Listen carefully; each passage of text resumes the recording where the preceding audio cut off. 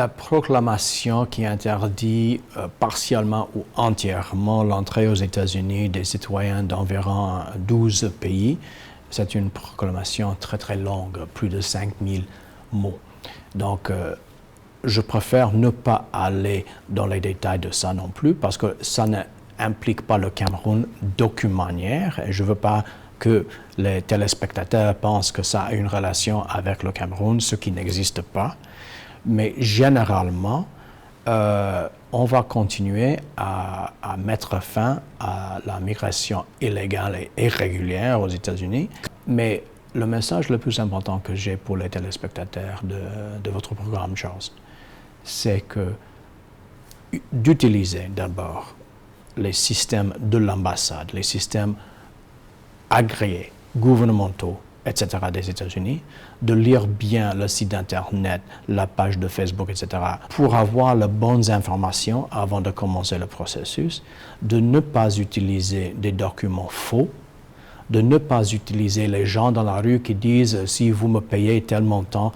je peux avoir le visa pour vous pour aller aux États-Unis ». Ces personnes sont des menteurs. Bon, ce que nous voulons faire avec les gens qui sont déjà là, c'est que si on trouve que les personnes sont des États-Unis, soit ils sont entrés illégalement dès le début, soit ils sont restés, comme vous l'avez bien dit, ils sont entrés correctement, mais ils ne sont pas partis après le séjour prévu, on va les trouver, on va les arrêter,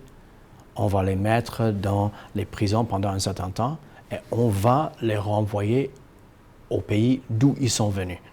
Et donc, si on ne veut pas expérimenter tout ça, soit le faire légalement, soit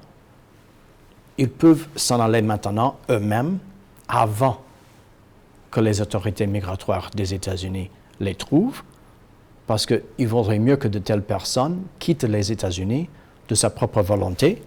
que d'être arrêtées. Ce que je veux dire par rapport aux étudiants, c'est que nous continuons à encourager aux étudiants étrangers d'assister à des universités américaines. C'est important. Nous avons le système éducatif le meilleur du monde et les gens qui veulent en profiter, on veut qu'ils continuent à le faire. Mais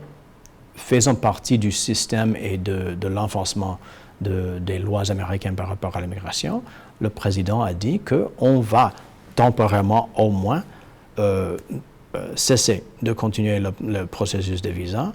parce que nous voulons prendre le temps extra pour réviser par exemple les médias sociaux de telles personnes parce que les jeunes sont ceux qui utilisent le plus les médias sociaux pour voir ce qu'ils ont dit dans le passé, etc.